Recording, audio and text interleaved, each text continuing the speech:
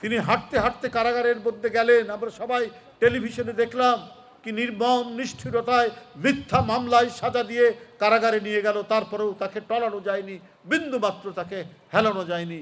তিনি সেটা সহ্য করেছেন, কিন্তু শেখ হাসিনা তারপরেও ছাড়েনি।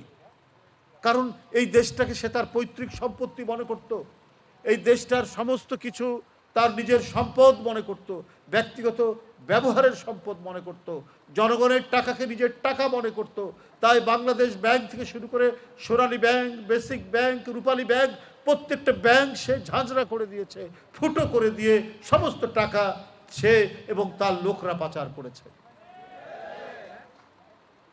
এবং সেই নিরাপদে হরিলুট করার জন্য, জনগণের টাকা আত্মসাৎ করার জন্যই সে মনে করেছে তার পথের কাঁটা বোধহয় বেগম খালেদা জিয়া। তাই পৃথিবী থেকে সরিয়ে দেওয়ার জন্য যত ধরনের চক্রান্ত করা দরকার সে সেটি করেছে। হেঁটে হেঁটে কারাগারের ভিতরে গেলেন, ফিরে আসলেন হুইল চেয়ারে। দিনের পর দিন তাকে হাসপাতালে কাটাতে হচ্ছে। বন্ধুরা, গতকাল থেকে আমরা শুনছি তার অবস্থা আশঙ্কাজনক। আপনারা প্রত্যেকেই আল্লাহর কাছে দোয়া করবেন।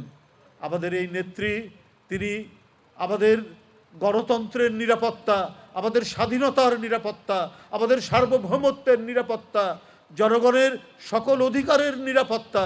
যে নেত্রী এই দেশকে ছেড়ে কোনোদিন যাননি, নিজের জনগণকে ছেড়ে, মঈনুদ্দিন ফখরুদ্দিনের হুমকি, হাসিনার ষড়যন্ত্র, তারপরেও নিজের দেশের মাটি কামড়ে তিনি এখানে থেকেছেন। আল্লাহ যেন তাকে সুস্থ করেন, এই দোয়া আপনারা করবেন।